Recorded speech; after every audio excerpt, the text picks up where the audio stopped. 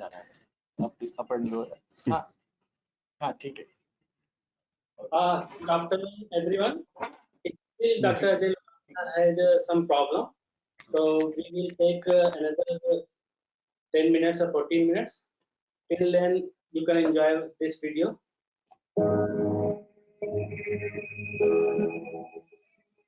वो अभी भी नहीं स्टार्ट कर रहे नहीं। आर वी स्टार्टिंग वीरेंद्र और Garinder, are we starting? Boss, you carry on. So that's not speaking. Yes, मैं उसको बोल रहा हूँ डॉक्टर ज्ञानेंद्र को एक वो अभी भी नहीं स्टार्ट कर रहे। Just a minute Gyanendra off करो इसको। वीरेंद्र और yes doctor Ajay you can start. Virendra, are we starting? Yes, you carry on. खुद ही देख लो सेम प्रॉब्लम। यस मैं उसको बोल रहा हूँ वीडियो ऑफ करो।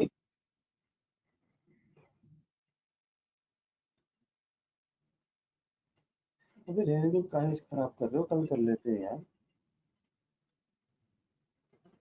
अब आ रही आवाज? वापस आती है, कल कर लेंगे नेक्स्ट। अच्छा, अरे उनको इतना डिस्टर्बेंस हो रहा है ना, क्योंकि जो जो के 3 बार आती सेम आवाज। There only. Maybe 2 or 3 that you have already logged in. ठीक है चलो हम आगे दूर रखते हैं। ठीक है। Okay guys, I'm seriously sorry.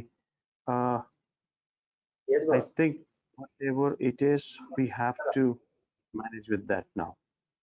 Sometimes in life, the एक मिनट ये चला गया स्क्रीन यहाँ से बोला।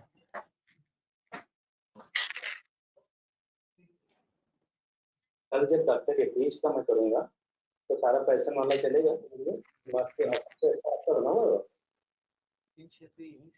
तो पिछली कहाँ से सीख आते हो ये सब? हमें भी सिखाओ यार बस। मतलब हम सोच भी नहीं सकते हैं, आप इतने टैलेंटेड आदमी हैं। सबसे अच्छा आपका बना हुआ मैं frankly speaking.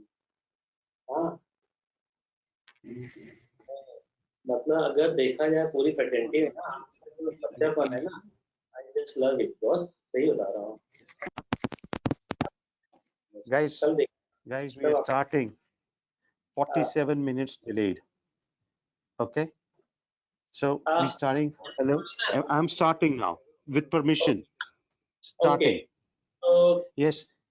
can Yeah. I introduce myself or you just start? Want to start? Yeah, I'm just starting because it's already 47 minutes delayed, and we've already had all participants on the on the network, but we've not been able to give them any information. So thanking all my 3 brothers, Virendra Goyal and our Vijay Mathur and Dr. Gyanendra for having organized it. But unfortunately, if we would have known that this system would have taken this much of time, maybe we could have probably done a dry run yesterday, and maybe we wouldn't have had wasted everybody's time. But apologies seriously from us and to the organizers also from my side. All right, I'll still make up the time. We're starting around 3:48. I have around 80 slides to talk about. We'll try and get you a message across every slide, so maybe still maybe fruitful for everybody. Okay, so the hashtag word nowadays is corona, and the first time I heard that word, it was an imported word, and it actually denoted an imported beer, and so again I have a problem. Hey guys, something goes wrong everywhere, so maybe not the right day. Please hold me again, please hold.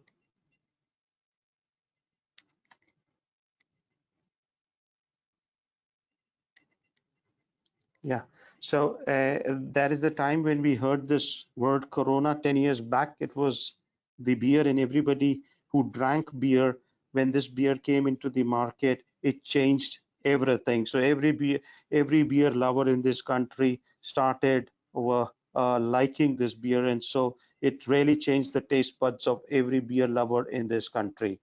The second time when I heard this word corona, hashtag corona, is just 3-4 months back, but this time it turned out to be a virus, and an extremely deadly virus, which has changed everything which we have been doing. It has changed the way we stand, the way we shop. It has changed obviously the way we practice our dentistry, and it has changed the way we are going to be conducting our seminars. And that is the reason why we are sometimes we feel that the seminars were simpler. You were in front of the people, and the only thing which didn't work was the projector or the laptop. But I think with technology, everything is changing. But today, unfortunately, we had a lot of problem from seminars. We've changed to webinars now, and that is why we are here, delayed by 45 minutes. But then I really want to welcome you all for this uh, seminar on Apex locators. All right, now a this is the place where I went today morning actually for one of my work of my wife. And previously, if we had to travel from All India Institute to the Pragati Maidan, we really would take 35 minutes or 40 minutes. But today, the only thing we did was we put our everything there into the distance calculator, and it told me exactly 7.8 kilometers I'm going to be covering in 17 minutes. So I always tell everybody, if you really need to give somebody the Nobel Prize for traffic management, it is to these guys. They've really helped us to know what time would we reach and what would be the fastest way of reaching that time. Has seriously made us very helpful in planning our travel. Similar way, whenever we are looking at measuring the distance from the coronal point of the tooth to the most apical point of the tooth, which is called as the working length, which is again, as I said, defined as a coronal reference point to the point at which the canal preparation and obturation should end. So that is working length. And if you're really looking at measuring this working length, we must know why is it important for us to measure this working length. This is a landmark article. You will see that all these articles which I've tried and collected for you in this presentation are some of the articles which at least the postgraduates would require for their understanding, because these are all landmark articles. And this landmark article by Jogren in the 1990s told us the importance of working length. They clearly demonstrated that whenever the working length was short by 0 to 2 millimeters, the success of non-surgical endodontic therapy was 94%, which dropped to 76% if the obturation was done up to the radiographic apex. And obviously, whenever the working length was shorter than 4 to 5 millimeters, that is greater than 2 millimeters, we had a very low success rate. Almost every 4 cases failed if you were doing 10 endodontics, which were short in working length than 2 millimeters. So the importance of working length is that it is going to help you to have good success. Not only good success, it avoids iatrogenic mishaps like post-endodontic flare-ups or mid-treatment flare-ups, because one thing univocal everybody says is that a flare-up is caused due to improper biomechanical preparation, specifically wrong or erroneous working length determination. Obviously, if you see radiographs like this, uh, be assured that your working length concept has gone haywire, or the way you've been doing your working length is extremely questionable. So if you're not doing your working length, you are prone to iatrogenic errors. So again, like, we have a distance calculator for knowing how much time it's going to take from one point to the other. We really need to do, for working length determination, we need to calculate the distance from the coronal reference point to the apical constriction, and we have ways of doing it. The traditional way of doing that has been a radiograph, where you would been taught, all our generation people were taught to take an undistorted parallel radiograph for working length determination, and it was for many years as the gold standard for working length determination. The only changes which occurred during our time was that from an analog radiograph did we graduate to an RVG, that is a radiovisiography, but most of us were taught to measure working length on radiographs. Now, radiographs over years we've understood has a horrible limitation. I wouldn't say horrible, but a very, very big limitation. And it is that you are trying to visualize a 3D object in 2D. So as they say, sometimes X-rays hide more than what they tell is a classical example when you're trying to see something, a 3D object on 2D, and I think it is one of the major limitations. And at McNoise, sometimes you taking maxillary molar X-rays, and you would see the zygomatic buttress coming on top of it, which would obscure the apical end of the root, and you would never be able to measure the working length if you are looking at. Distortion has always been an issue. You try take one X-ray with an angle, you try the same X-ray with another angle, the whole movie changes. And obviously radiation is definitely an hazard, specifically the radiosensitive glands, that's the thyroid and the gonads, always are very, very sensitive to even the radiation which we have been using in the RVG. The biggest thing for us is the inter-observer variability. You show the same X-ray to two different people. Somebody would say that this is 2 millimeters short of the radiographic apex. Somebody would say it is 1 millimeter short of the radiographic apex, and the third person would have a different opinion. You show the same person, the same X-ray, after 4 weeks, he's going to have a different opinion. So inter and intra observer variability in these radiographic measurements of the working length is extremely high.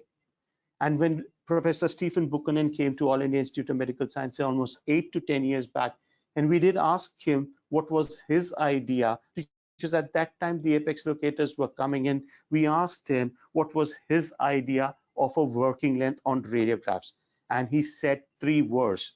The worst endo concept in his opinion was trying and doing a working length on a radiograph. A harsh sentence, but if you would start to use, or you've been using apex locators, the ones who've been trusting the apex locators may not dispute these hard words which Stephen Buchanan said when he came.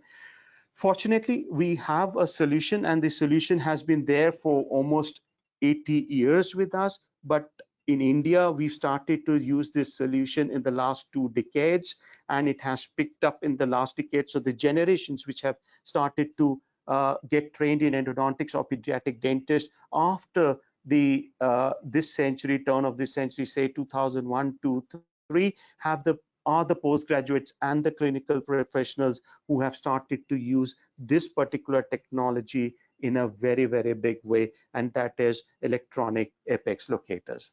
But you know, this is a survey not done by me, but it has been done. There are a couple of surveys which have been done in Scandinavian countries.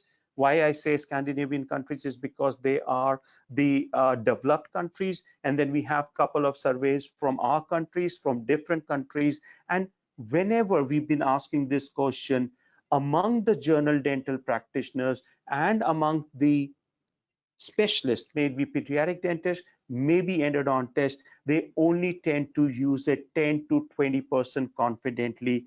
They say that that's the only, so they keep on telling us whenever we go to different forums, they keep telling us that this is the range when we can confidently say that we can rely on our apex locator for electronic working length determination in their daily practice. Now, these statistics are somewhere in the 14 and 15. When I was reading these articles, maybe the scenario has changed in the last 5 years, but I really do not think that it has even doubled. So even if I say that at least 30 to 40% people still only rely on electronic working length determination in their daily practice, I may not be wrong.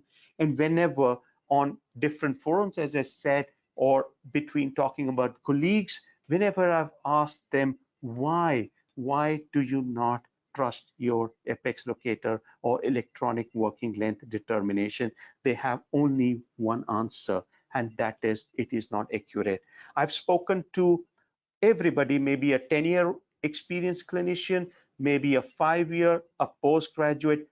Out of those people, I I speak to at least these many people, say 30 to 40% of the people say we will not use electronic apex locators daily, or we will not use electro apex locators only. So that is, they would try and do an EAL working length, but they would combine it with a radiograph still, because they feel they don't have the confidence that the electronic working length is telling them the right working length. Now, we really need to find whether this is a myth or a reality. The question is, which we've raised, is, are apex locators accurate, yes or no? People, as I said, think that 30 or 40% think that maybe they're not that accurate, but we really need to know whether what is the reality. And whenever we try and search for reality in scientific literature, we need to go to the evidence. We need to see what evidence says.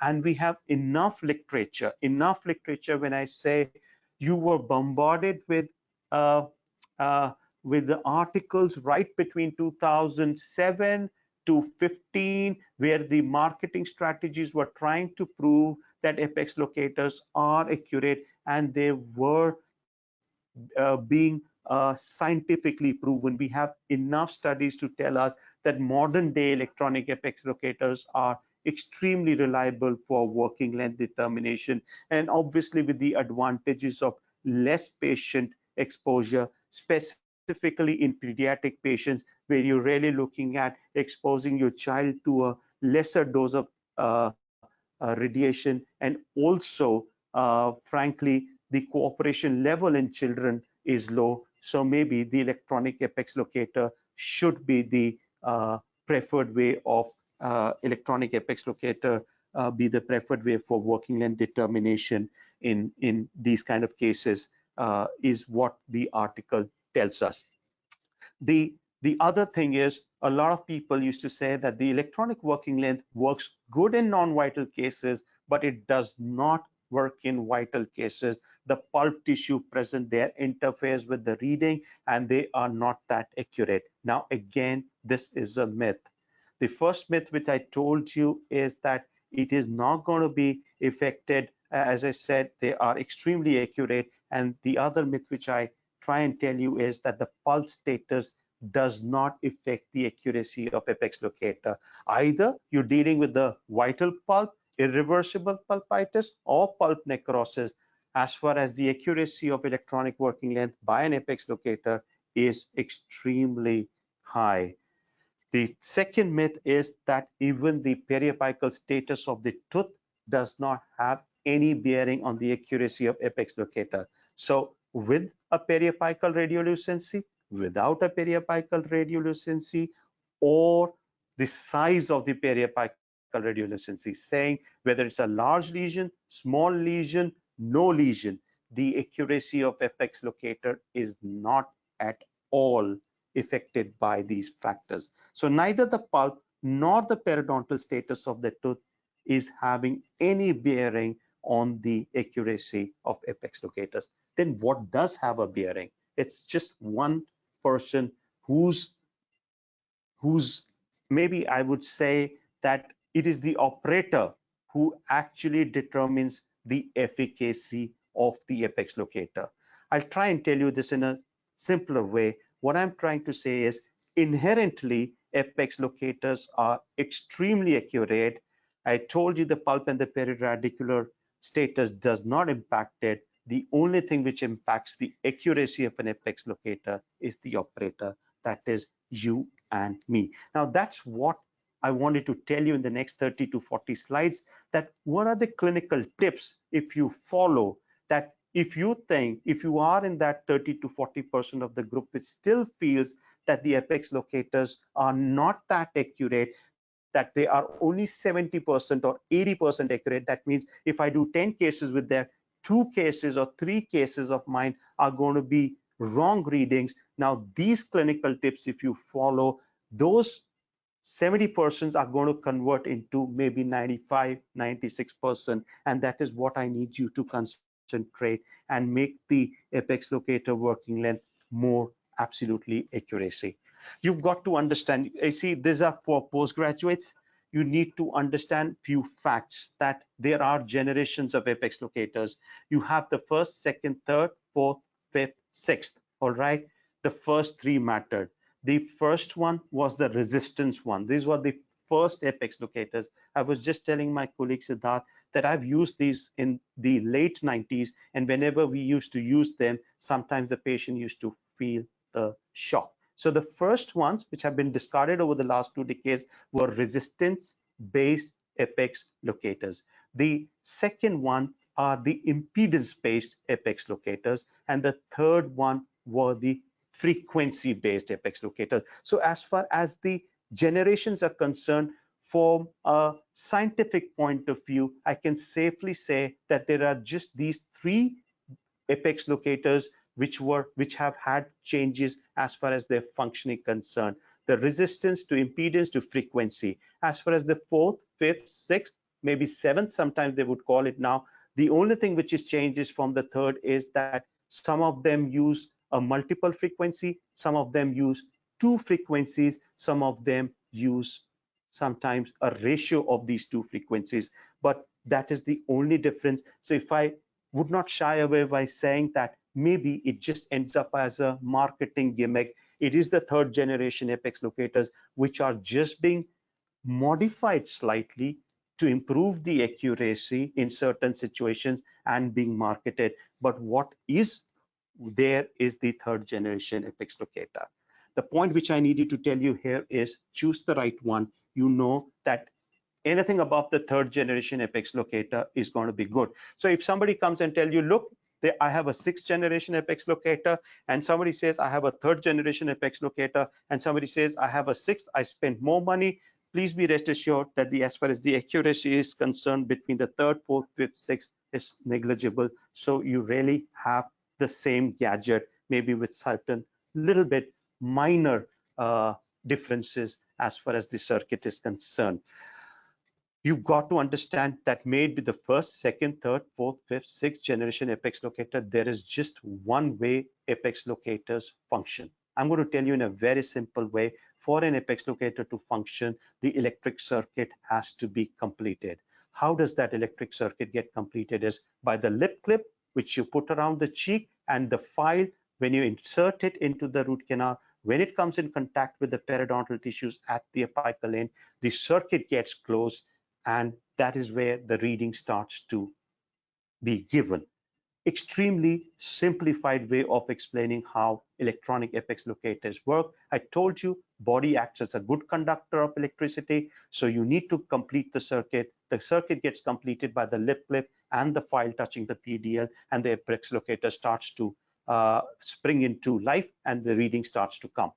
But if you're really looking at reading something, this is the only landmark article from Nicofor in IEJ in the year 2006, which has described the physics behind apex locators. Never again has an article of this magnitude been published in the last 20 years. And I really do not think we are looking at another article like this, because if you go through this, or if some of you have gone through this article, you would agree that it covers everything. The fundamental operating principles. What I told you is the most basic way of explaining. You really, if we're good in physics, try and read this article. The first time it passes your head, the second time your antennas start catching it, the third time you do start registering. And as endodontists and pediatric dentists, we must know about this. The second message here is, as I said, the gold standard is the third generation. Anything above that generation is just a change. So we consider third generation apex locators as the gold standard. As my colleague Siddharth was just telling me that in somewhere in 2005 or 6, this held 96% of the market. And I would confidently say that 2020 not has changed. This still has the market share as far as apex locators are concerned. So the tip one was, as far as the tip one, which I said was to choose the right apex locator. The tip two is that you've got to understand that it is an electronic device. Whenever you buy an electronic device, maybe a mobile phone, maybe a new gadget, electronic gadget, what you do, you first have to read the manual, the user manual. Your apex locator is a very sensitive gadget. You've got to read this manually thoroughly before using the unit and pay close attention to warning and note. And not only read it once, you must keep this. I always tell everybody, this user manual must be kept very close in your clinic, because it does give you troubleshootings. It gives you the errors. So because some of the apex locators give you an error code, and those these catalogs tell you what that error code means, and you can actually do it yourself. You can correct that error code yourself. You really don't need to rush to yourself to another dealer and say this is. So this has to be kept. Read ones have to be kept for ready reference, is what my tip 2 for you is there. Pre-check the function is tip 3. You've got to understand that apex locators are affected by the intensity of battery. You see one mark, as I show you here. If there is one mark of battery on your apex locator compared to a fully charged battery, the fully charged battery apex locator has going to have a higher accuracy than a battery which is half charged or has already been depleted. So you've got to make sure that your apex locators are fully charged uh, every day in the morning when you start. Some of the apex locators, rather most of the apex locators, are built this way that they can be used for 4 to 5 hours continuously. Now that translates into a whole day. So you're really not looking at charging your battery every now and then, but you have to ensure that the battery is charged at least once a day.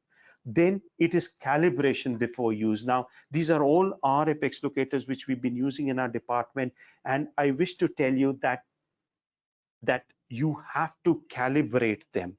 Now, some of the manufacturers tell you to calibrate it every day. Some of them say after every 4 weeks. Some of them say that after as many number of uses. So you've got to go back to the manual again and read very carefully when the manufacturer is telling you to recalibrate it before use. And every of them have a different way of recalibrating. Some of them have just a simple way of holding the lip clip and the file clip together. It shows the circuit closed, and the green light would say it's a apex 6, and you would know that the circuit is functioning. NS2, the IPEX 2 would have two cords being put into this tester. So this particular thing comes separately. You've got to adapt to the apex locator at least once in 4 weeks or whatever the manufacturer is telling you. So these are 2 points very important as far as before you start checking for your electronic working length. Check your battery, calibrate it before you start to use. Once you've done that, these are very simple tips which you need to follow. The number 1 is ideal access opening. These triangles, these yellow triangles which you see, are the ones which are hindrances for the files to go in. It has been proven in landmark studies like this in 1999, which told us very clearly that if you have a straight line access, that means if you've done your orifice enlargement either by an orifice opener or a GG drill, you will have a better and an accurate working length measurement with an apex locator as compared to those triangles still being present. Read the red line which I have underlined, that the results of the study suggested that pre-flaring of canals allows working length files to be more consistently reach the apical foramen, which in turn increases the efficacy of root apex. Again, uh, I was telling my colleague, just because that colleague comes so many times because we were sitting, I've been using apex locators for the last 21 years, 99 when I started using it. I am telling you, this has a huge bearing as far as the accuracy of apex locators is concerned. So guys, always enlarge, orifice enlargement has to be done before you make a glide path, and after the glide path is made, try and do your working length. It's going to improve. Adequate isolation. You cannot overemphasize it. You see any liquid, saliva, water come in contact with the file is going to complete the circuit, and it's going to start to show beep apex before and before the real working length is reached, and you would feel that this apex locator is not accurate. Agreed. Let's be practical. Rubber dam isolation is not possible every time, but we are really looking at least cross isolation, and that is to be done with at least cotton rolls.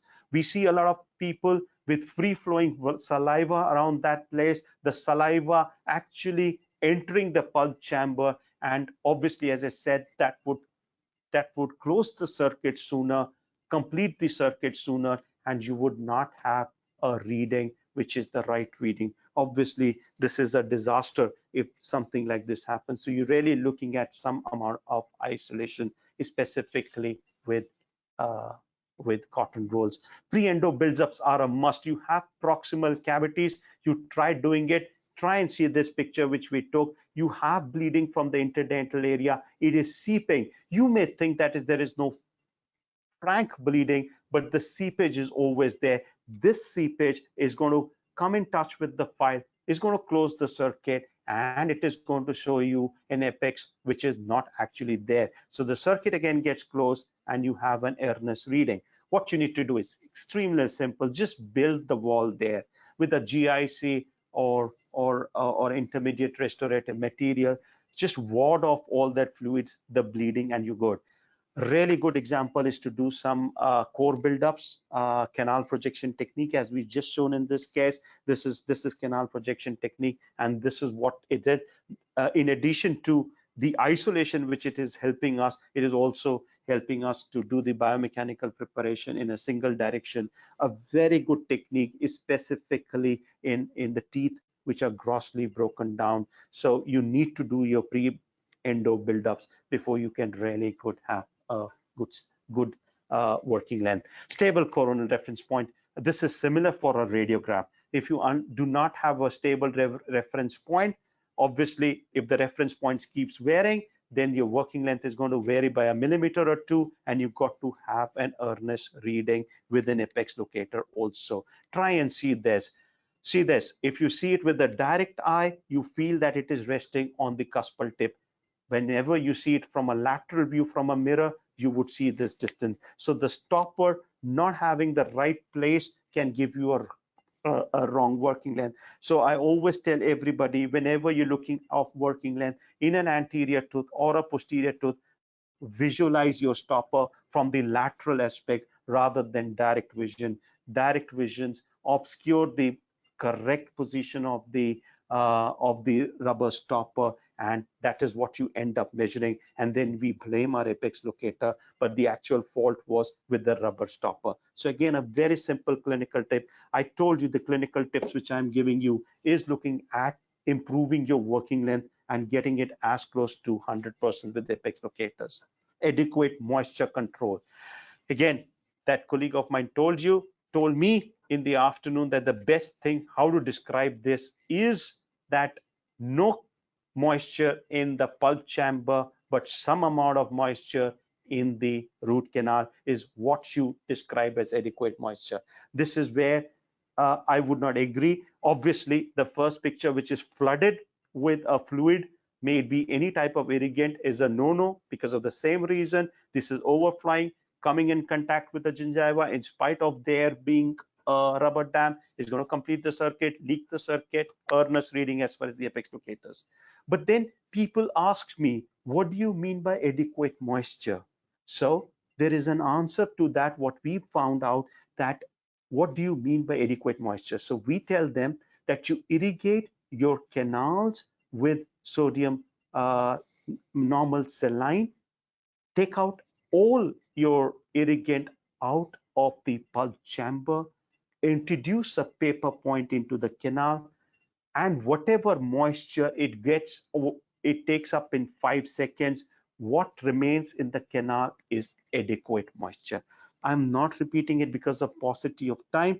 I've just told you that the canals don't have to be dry, because dry canals, as we would see ahead, tell us wrong readings. The canals don't have to be over wet. You don't have to have fluid in your pulp chamber. But what is adequate? Adequate is that after you've done irrigation with normal saline, introduce a paper point, whatever it sucks in 5 seconds, and whatever moisture remains inside the canal is just absolutely adequate for an accurate working length. There are the fifth and the sixth generation apex locators, which are called as all fluid allowed, AFA apex locators. I tell everybody that in my opinion that they are marketing gimmicks. Our experience with apex locators is high. We've been using all generation apex locators. May it be an AFA apex locator, but if you have irrigants, sodium hypochlorite, chlorhexidine, EDTA, quick mix, any irrigant in your canal, we've seen that the apex locators tend to give an earnest reading. So the intelligent thing is, please avoid irrigation when you are doing an electronic working length determination. If you've had irrigation, wash it off with normal saline, dry it with the paper point for 5 seconds, and then introduce it. You are going to get a better reading. These are certain problems which we've seen in a lot of times. Sometimes when you are in a hurry, instead of the file holder catching onto the metallic shaft of the file, catches onto the rubber stopper. Rubber is an insulator. Once that is there, the electric current which is passing through the file is lessened or zero. You're going to get a very bad reading. You're going to blame your apex locator. Again, the culprit was your rubber stopper. Sometimes when we are using calcium hydroxide on files, these files have calcium hydroxide on the shafts, and they tend to come over the file holder, and these calcium hydroxide also acts as a insulator, and ultimately insulation is not letting the current flow. That translates into a wrong reading. Simple ways: make sure that your file holder is securely fastened onto the shaft of the file. If you do have calcium hydroxide, you can easily clean it with a sandpaper or a gauze with alcohol is what you need. File type, all right guys, has no bearing. So if somebody tells you that use stainless steel files for working length determination, somebody says night type files, this particular article settled that particular thing for life. There is no difference as far as the type of file is to be used for working length determination. Night type versus stainless steel, no difference. File length, yes, for the same reason, if you have a small file, a small length file, so say you are doing a molar of 25 millimeters length is your expected length, and you are using a 25 millimeter file, then where do you attach that file holder? Either you will have partial contact, or you would clip it onto the rubber stopper. Both of them are going to be hugely problem. So you've got to use a file where there is sufficient shaft visible for your file holder to come and attach itself and give a good circuit. File size, guys, the next 4 or 5 slides are very important from a pediatric point of view. I presume that most of our colleagues would be pediatrics here. Does has a bearing on the accuracy of apex locators. This study told us that up till a size 60, so if you have a central incisor where up to a size 60 is the thing, then it is quite very accurate. So if you have a apical preparation size of 0.6 and you are using a 55 size file or a 45 size file, the accuracy of apex locator is good. But when it comes to a size 70 and 80, we must start using files which are of the corresponding size, specifically in anterior young immature teeth where the entire apex has not closed. So if you have an immature apex of 80 size, and if you try doing the working length measurement with the 40 size K file, there are enough chances that you would get a wrong reading. So if you have that, go ahead and do a 70 or an 80 file, a snugly fitting there file, which is going to get you a better reading. And apex locators once are in the range of size 90 and 100, that is SWEX 4 stage of root apex development, the apex locators tends to go down. We would discuss that. The lip clip attachment, we have a point here. These are also sometimes problem. What we've been telling out of our own experiences, do not have the lip clip attachment on the same side of the place where you're doing this. So if you're doing a fourth quadrant, say you're doing a 4-6, then let the lip clip be on the 3-6 side. So let the lip clip be always onto the opposite quadrant, because the very fact of movement of your hand sometimes displaces this lip clip, and once the lip clip goes, the electric current or the circuit is broken and you're not going to get a correct trend. So as I said, work on 4-6, the lip clip has to be on 3-6. You work on the first maxillary quadrant, the lip clip comes on this side, vice versa. I think the point is well taken from here. Once you are ready to use your apex locators, you've got to understand the concept of the zero mark. Guys, reach the apex, zero, or the red mark. Now, this is so some of the apex have the apex mark, some of them have numerical values of 0, some of them show it as red mark. Now, this is where you need to reach always. So some of them tell you with 1 beep, some of them tell you with a multiple beep or a continuous beep. Now that is where you need to reach. You've got to understand the apical constriction, that is the minor apical diameter, is not consistently read by an apex locator. It is the major apical foramen or the major diameter which is consistently read by an apex locator, and that is where we need to go.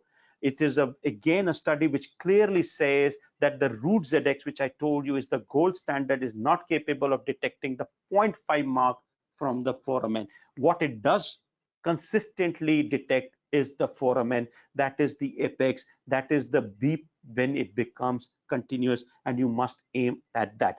But for all practical purposes, when you go up to the apex, because I'm telling you two facts here. One fact is that the apex locator only reads the major apical foramen, guys, and that on the screen of an apex locator is the apex mark, it is the 0 mark, it is the red mark, or a continuous beat, or a or a combination of these. But we also do understand that that point from a radiographic or from a histological point of view is the major apical foramen, and you should always do your working length determination or obturation short of the major apical foramen. You must limit all your working length, all your biomechanical preparation up to the apical constriction.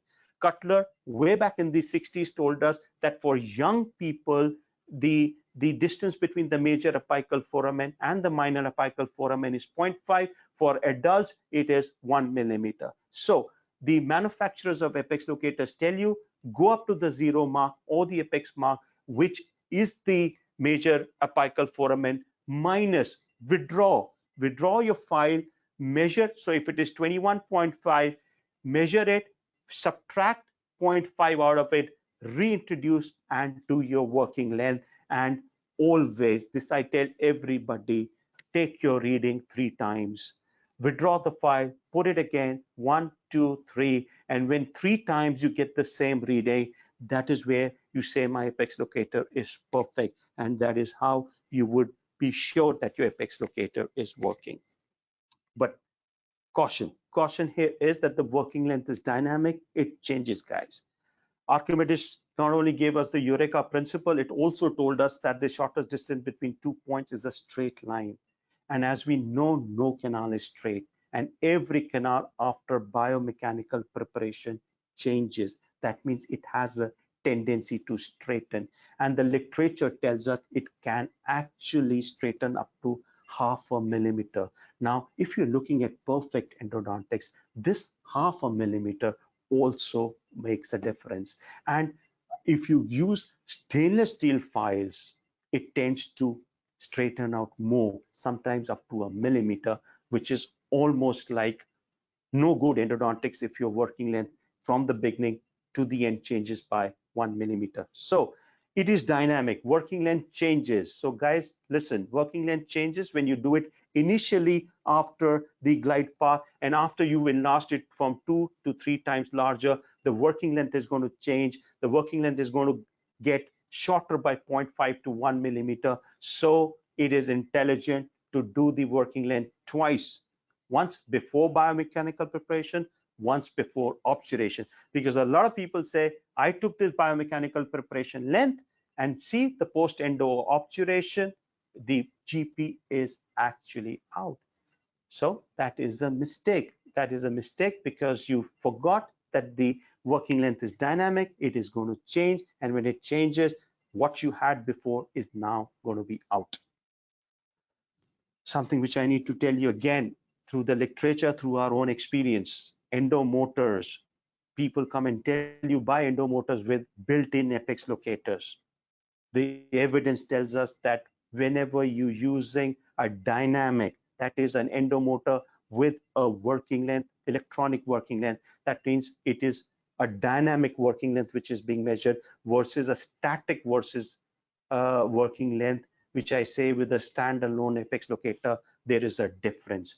The accuracy of standalone apex locator is higher than the ones which have inbuilt endomotors and apex locators, because that we call it as a dynamic measurement, which is taking place when the file is moving and your motion is in motion. So the dynamic working length is definitely at a lower accuracy when we are comparing it to the static. There are certain special considerations. Open apex is what is again for interest of the uh, pediatric dentist and our colleagues, because most of the trauma takes place between 7 to 8 years, and we did you the turn when by the time the tooth loses its vitality, you see the X-ray at 14 years. It's a blunderbuss stage, 1, 6, 4, 5, 3, 2, anything can be there. Now, as I told you, the apex locators are good if till the walls are parallel and you have a size 80 or 71, it goes up to 90 and 100, the apex locators efficacy comes down almost by 15%.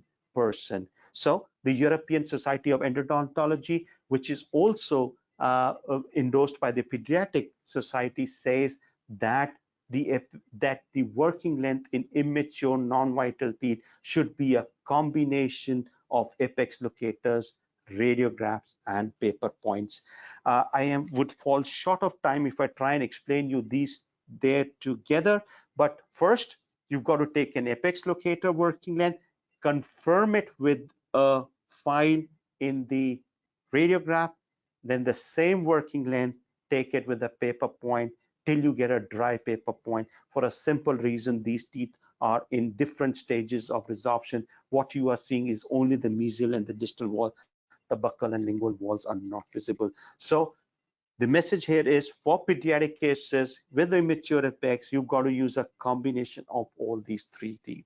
Specific coming to primary teeth, the resorption pattern we all know. I am not going to be telling you that the lingual wall is going to be resorb faster than the labial wall for almost all the teeth. So you have a peak on the labial wall, you have a depression at the lingual side of the resorbing wall. So the working length with apex locators is a little difficult, and this is a very good meta-analysis for almost an 8-year-old meta-analysis, which 6-year-old, which I could find.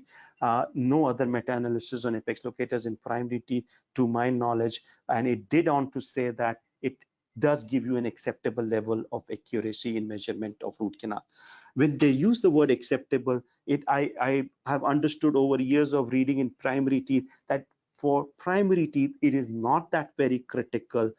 Even if it is 2 or 3 millimeters short of the radiographic apex, it is considered as acceptable. Please correct me if I'm wrong. 2 millimeters ideal, but a lot of pediatric dentists says 3 millimeters is fine. But nowadays, pediatric dentists are also trying to aim to the best working length. They want the looks on the radiographs. They want it till the resorption is there. They want it in 3D obturation. And that is what we've understood over the literature survey, which says that working length for deciduous teeth with intact apex, that means if there is no resorption occurring, then the same as for the permanent tooth, a 0.5 margin minus of whatever your apex locator is telling is safe. But in cases with the resorption, please reduce your working length, what you get on the apex locator, by 1 millimeter. And I would still go on to add from my side that maybe you can also do do the paper point method here and take a combination and take an average of what you find is there. Again, consideration for geriatrics so we went from open apex to primary to geriatric. Again, very less articles on geriatrics, and geriatrics have a different thing. You have more cementum deposition, which is occurring with age. And what has been told in this particular article, again, one of the very good articles. So there are actually only two articles, the 2006 Nicofor article and the Gordon and Chandler article in 2004, which is worth reading as far as electronic apex locators are concerned. If you've read these two articles, even if you don't read the next 25, as far as the basic things of apex locators are concerned, you would be forgiven. There is not much anything more better than both these articles in the literature. The only thing which I want to tell you in geriatric patients is that we understand that the distance between the cemento, that is the cemento-dentinal junction, so that is the distance between the major apical foramen and the minor apical foramen, tends to increase from 0.5 to 0.8. So what I was telling you for the healthy young male teeth, that minus 0.5 out here, what we understand from the literature is that whatever apex locator, so go on to the radiographic apex, minus 0.8, you would be at the minor constriction. But again, as I said, very few studies. So if I may say, areas of interest are still there are primary and geriatric. These two age groups have very limited, and I think it's still a virgin area where the functioning of apex locators uh, can still be worked on and see what are the parameters which are doing. And in this, no function means that the apex locators could not tell us the working length in 15%. So if a root ZX was 95% accurate in patients with 45 years of age, as you grow old, there would be 85% accuracy. So the accuracy does come down in geriatric patients. The accuracy does come down in primary teeth. The accuracy does come down in the open apex teeth, non-vital. So, but not drastically, maybe 5 to 10%. And that also, if you are experienced in working, you can overcome that, is what my message is. Retreatment, again, something very interesting, guys. Retreatment, always the apex locator tends to show overestimation. So, and it always sometimes leads to over instrumentation. Now, the reason for that is that sometimes the gutta percha in the apical end, which remains during retreatment, acts as an insulating agent and does not allow the apex locator tell you the right working length, and it overestimates. So sometimes in retreatment cases, something like this happens. So you started off with one retreatment and you ended up with another retreatment. There is an issue of apex locators accuracy with retreatment, but it can be easily overcome. Easily see these diagrams easily. This is what my one of my residents said. I said I need to show them how to do it. She made this to the best ability. Gutta percha. She went on to say, remove gutta percha to avoid insulating effect. Pass a small file through the apical patency. Then give a little liquid that is normal saline, and then do your working length in retreatment cases. You would be 95% correct. If you don't do that, you would see that you will overestimate your working length, and you will have your instrument out, and the apex locator still showing that you haven't reached the apex. So just be simple, just get the gutta percha out. Apical patency is something which I told you you've got to do in such cases.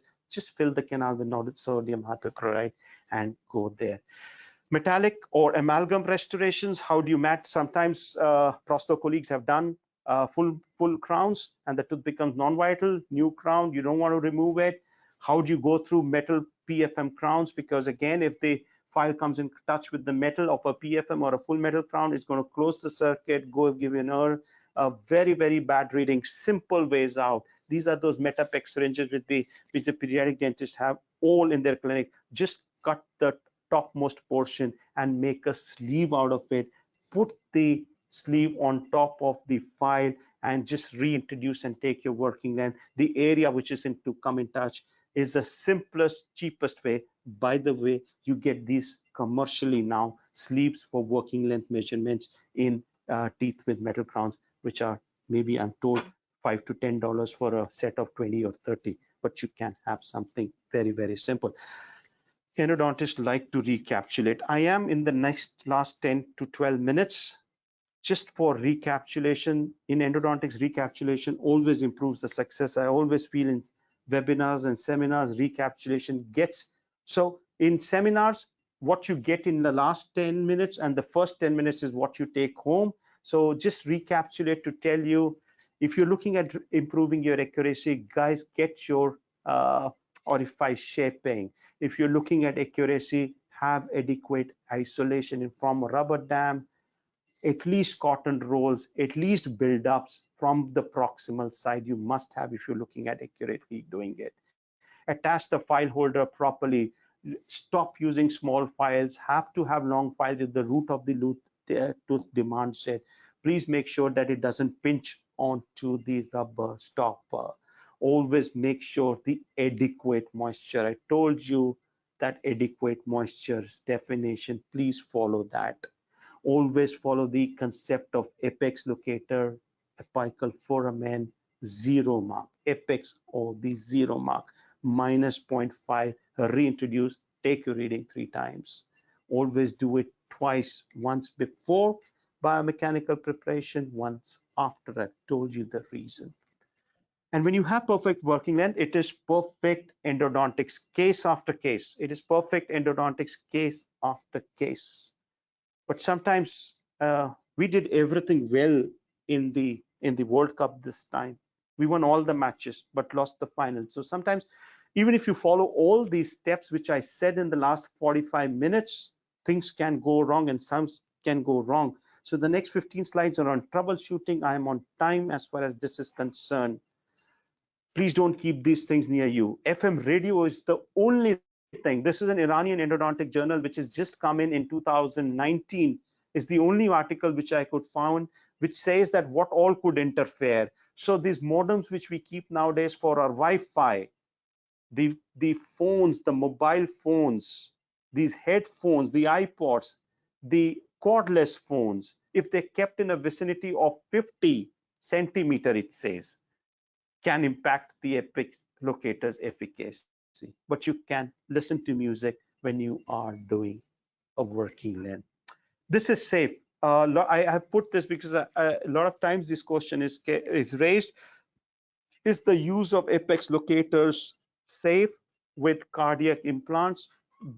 Specifically the cardio defibrillators or implantable defibrillators, no problem. But obviously the European countries are overcautious. They always call up your cardiologist and ask, I'm going to be using an apex locator, but their frequencies don't match. We've not been having any issues as far as this is concerned. But no doubt, you must have the history of the patient, that do you have a cardiac defibrillator or anything like that device which is there. Be careful, but as far as literature is concerned, nothing happens. Troubleshooting, the canal length indicator is unstable. Sometimes it is in the middle, then suddenly goes on to the apex and then suddenly disappears. Anything could be happening. The lip click is getting dislodged and coming back in contact, dislodged, coming back in data. There is calcium hydroxide on the file holder. So sometimes the circuit is getting closed, sometimes the circuit is not getting closed. I have already told you what exactly to do in these cases. Suddenly the immediate, so as soon as you put the file, it shows apex, you know what I told you, the circuit is getting completed. So whatever circumstances the circuit can get completed, whether there is a leaky margin from the proximal side, whether it is a metal coming in touch with the file, whether there is blood, pus, saliva, or any irrigant in the pulp chamber, or if there is a perforation, it would be immediate apex. It is used for diagnosis based on this for perforation. So you doing an access opening on a calcified tooth, you see blood, good blood or bad blood. Good blood comes from the canal, bad blood comes from a perforation. The apex locator will tell you. If you put your apex locator's tip of the file in that area, if it is bad blood, it would be apex immediately. Good blood, it is from the pulp, you are safe.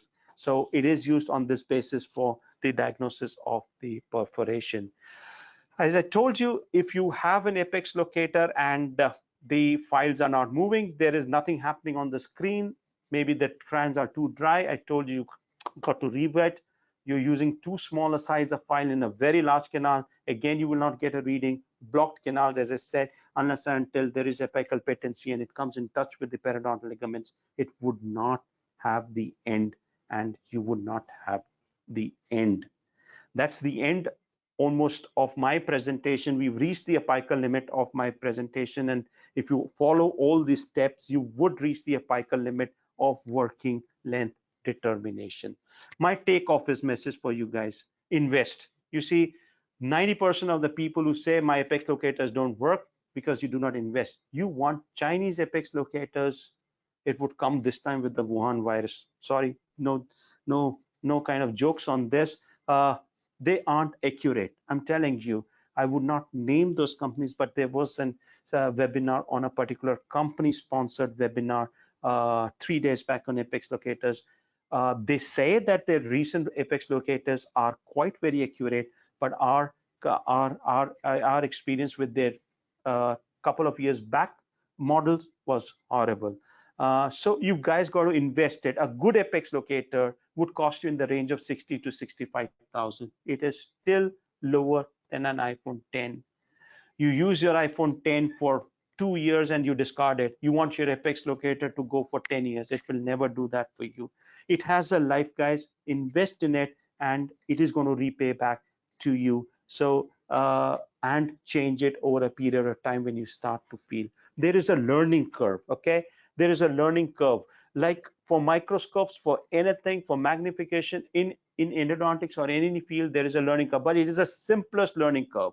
But don't get disheartened in the first 45 days. Most of the people get disheartened in the first 45 days. They keep it in the cupboard.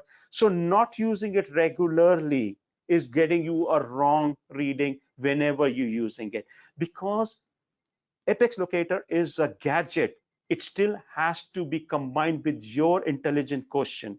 Your intelligent quotient will only be built when you use it more number of times. The apex locators are to be used every day, case after case, irrespective of the case, irrespective of the age of the patient. You've got to use it. The more you use it, the more database come to your mind, the more the troubleshooting can be done in your mind when you would be doing the apex locator. Big thing, trust yourself and your apex locator. So if you see a radiograph today, if I see a radiograph which is 1.5 millimeter short of the radiographic apex, and you ask your colleague, was it on radiograph or was it on an apex locator? If he tells you it was on an apex locator, trust it, because there could be a buccal or a lingual exit which is 2 millimeters short of the radiographic apex, and you could not have seen that on an X-ray. The apex locator tell you. So if you see a 2 millimeter short, don't say this is a short X-ray, guys. It would have been a buccal and lingual. Trust your apex locator. But obviously, if it is 4 or 5 millimeters short of your radiographic apex, either you've gone horribly wrong or there was a major lateral canal which was telling you. Again, a learning curve you would overcome. You've got to trust yourself and your apex locator. Electronic apex locators are standard of care, guys. You must have a gadget, because when you say standard of care, when something goes wrong, and if you go into the court of law, and if something is a standard of care and the court asks you, did you use it or you did not use it? If you did not use something which is standard of care, then you are in trouble. So standard of care is what is electronic apex locator. I cannot overemphasize on to have one in the clinics if you're really looking at the best of electronic working length. Thank you. Exactly 1 hour is what I spoke. Obviously delayed, but that is what was the unfortunate occurrence today. But apologize again. Thank the SSAPD, thank the president, the secretary, my dear friend Vijay, and all the patient people who've been waiting for almost a delay of 45 minutes. Please, thank you very much. Yes. Guys, I finished.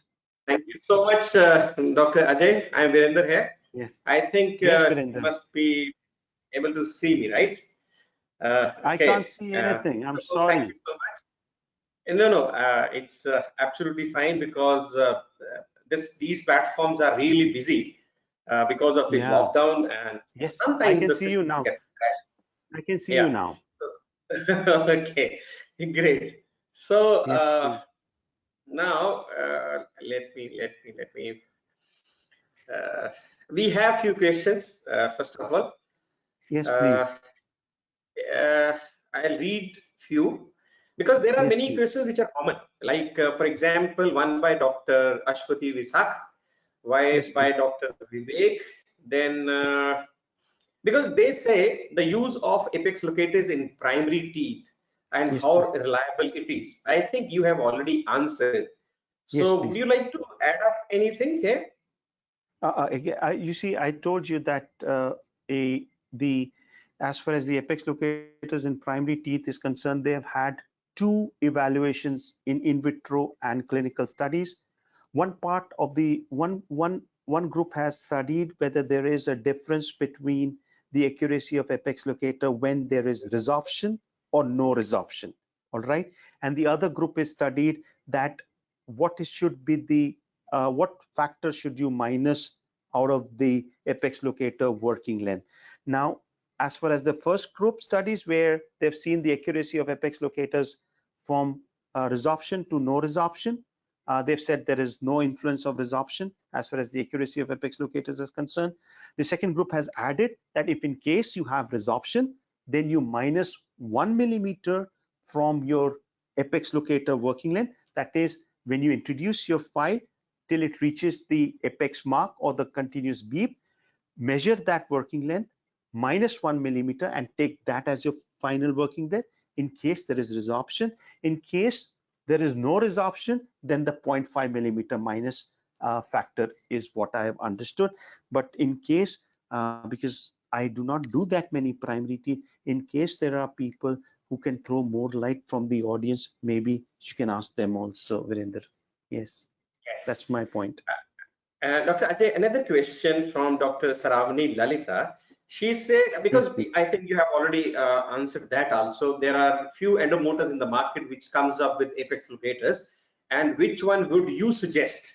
The separate apex locators or one with the endomotors? I think you have already mentioned Yes, that I you told are you dynamic versus static. Static is always better. better. So So sometimes, you know, we should go ahead with a separate apex locator and a yes, separate yes, endomotor. yes, This one. I'm sure about that as far as that message is concerned. Yes, Perfect, perfect. And then yes. another question from Dr. Deepthi Monga and many others also. It's almost the same question.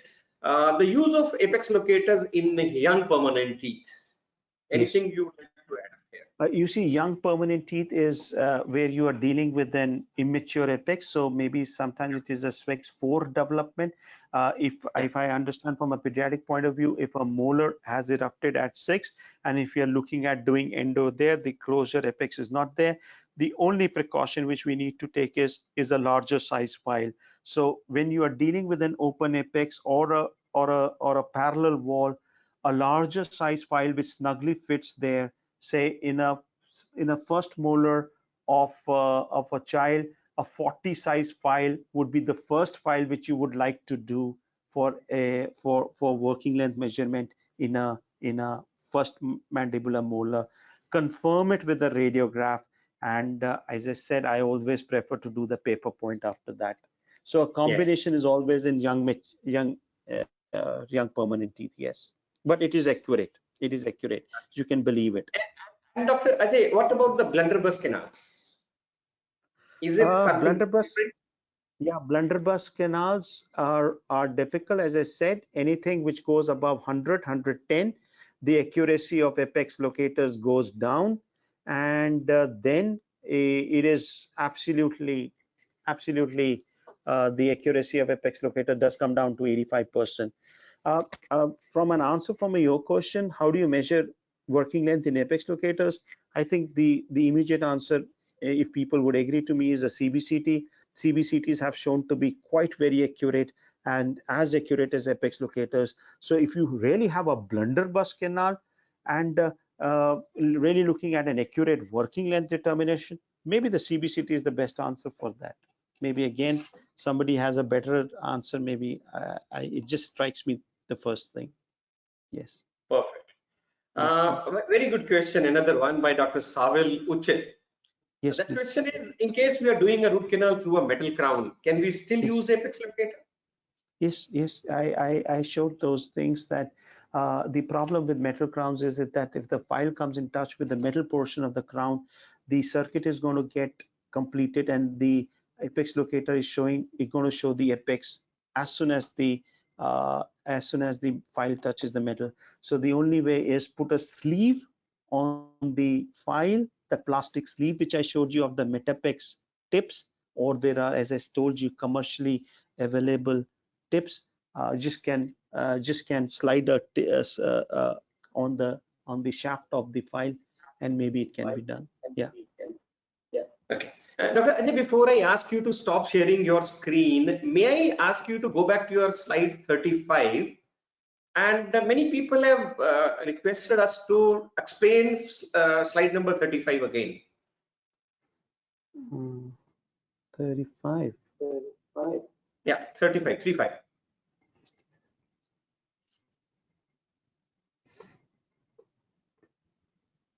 35 was actually nothing. 35 was But just there, transition. 2-3 people have mentioned slide 35. The 35 slide wasn't anything, bhai. 35 slide is just a transition slide. Maybe they, if you can, maybe I'm sure you can't contact them. Maybe But 34 or 36. Can you check your? I think maybe something important was there because 3 people have mentioned here. 36 is something on access opening. Okay. Yeah. And what about So, 34? 34, I told you, is just a transition slide.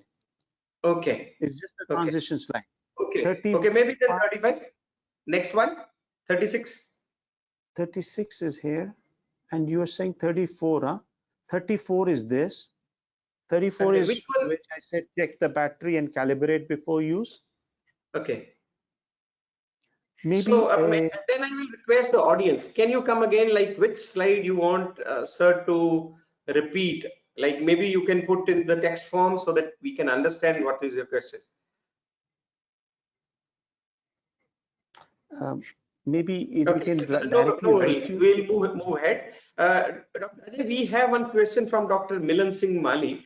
Okay. They have mentioned that good stopper to use. Like maybe they want to ask us which one is the good stopper to use. You see, Any special there is nothing alternative? called a bad or a good stopper, but so yes, maybe that is also a query. We use silicon stoppers, so you may have grades of those stoppers. It's basically silicon stoppers. Now, one is a grade of that stopper, so you have a good silicon rubber. The only thing which I would like to put here is that some of the files have a thick stopper silicon, some of them have a thin stopper. Now, I've always preferred a thinner stopper for a simple reason. It is not taking that much space into the file, and the other advantage of using the thinner one is that, as I said, since it gets the space, you're able to attach your file there. So these are the only two things as far as stoppers are concerned. Use a good quality silicone stopper, and between the thick and the thin stopper, let it be thin stopper. The third point which I need to tell you is important, that always use the same stopper for working length in that particular case. When I say always use the same stopper, I mean that one file you use a thick stopper and the other file you use a thin stopper, maybe there could be an error in working length. Virender, when I talk about all these things, it is looking at perfect endodontics, and these small things make a difference. Yeah. Yes, absolutely. I agree with you, sir. Sir, can you stop sharing your screen because I have to show something? Okay. So should I go off now from the screen? Yeah, only the screen sharing should be stopped, not the webinar not to be ended. Yeah. The screen Yeah, I've stopped it.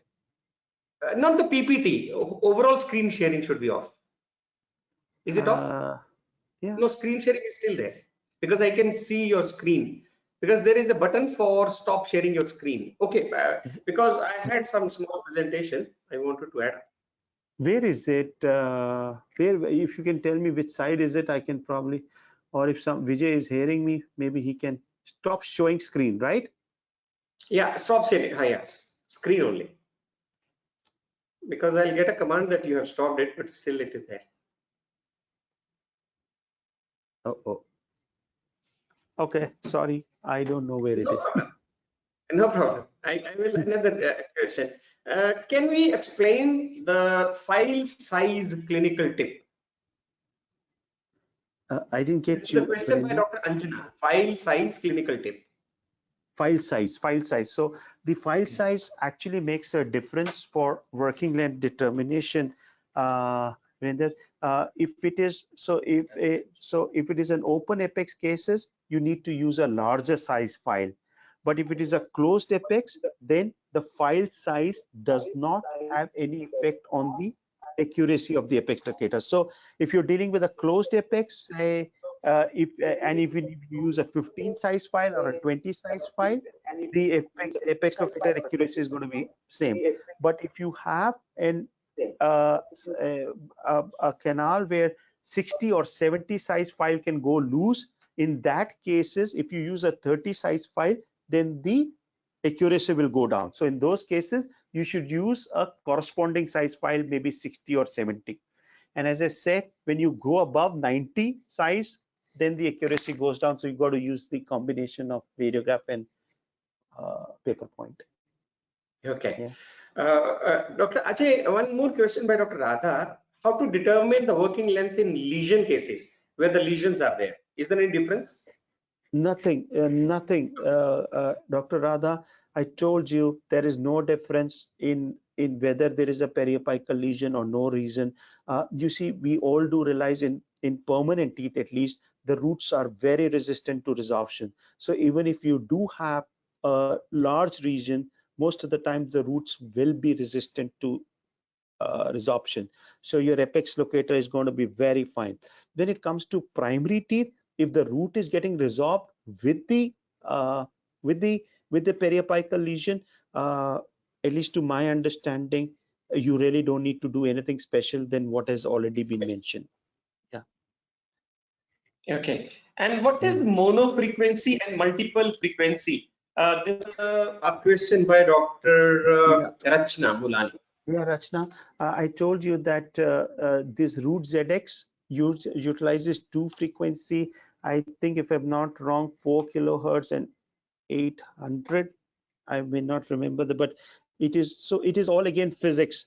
Archana, you would require to read that Nicofer's article to understand that what is multiple frequency, what are dual frequency apex locators, what are the ratio based apex locators. You will need to read that. I think I may not be in a position to explain it right now. It may not be possible. Right. Yeah. Dr. Ajay, do we need to extirpate full pulp before we go for this working length determination? No. Usually, what stage is the working length after the orifice axis opening, orifice shaping, then you go to the glide path, and then you can take your working length. So the pulp can be present there. It's not going to impact it. No, absolutely no. That's clear. Yes, Okay. that's clear. Can you tell again on perforation to differentiate between bleeding? Can you Yeah. tell again So, on perforation? uh, uh, sir, what I needed to tell you is that apex locators mainly are used for working length determination. Uh, and I told you that the functioning of apex locator is to complete the circuit by taking the body as a conductor. Okay. Now, what happens in perforation is that already. So when you have a furcal perforation, for example, the furcal PDL is already exposed there.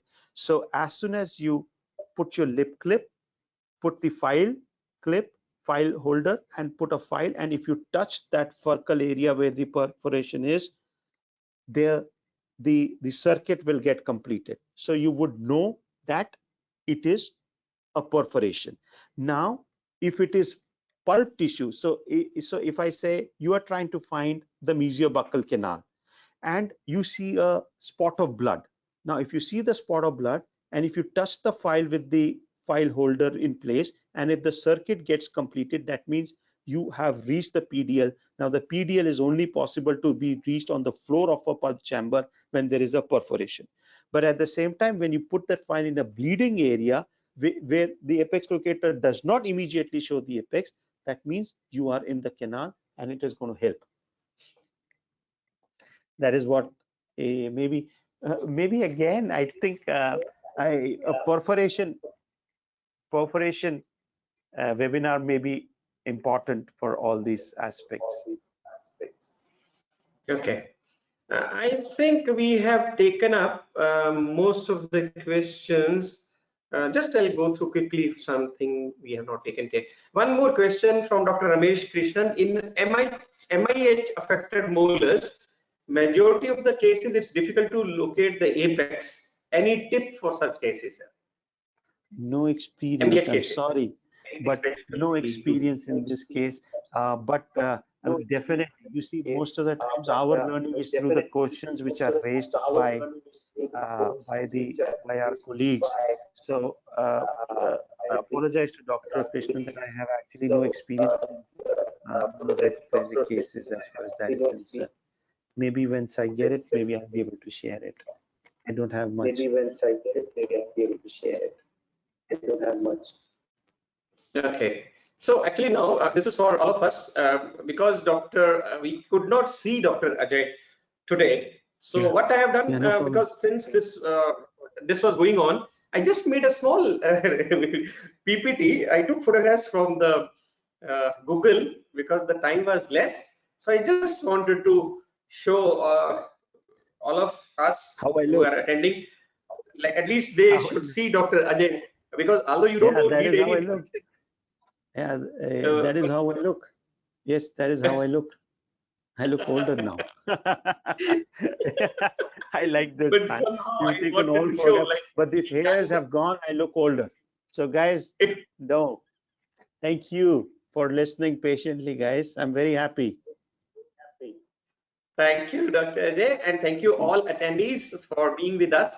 We were late today, but since we had more than 389 attendees today, which were always with us. So thank you so much. I'm sure we have taken up most of the questions. Maybe few we are not able to take up because already 2 hours you have spent here, and definitely we will invite Dr. Ajay Logani again to present something.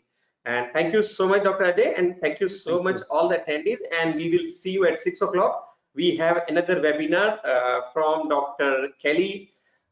She's from USA. She's Vice President of Ohio Pediatric Society. So we will meet her at 6 o'clock and see you again at 6 o'clock. Thank you so much. Thank you. Bye. Have a pleasant evening. Thank you. Same to you, Virendra. Thank you. Thank you. Thank you, Ganendra. Thank you, Vijay. Thank you very much. Our pleasure, sir. Our pleasure.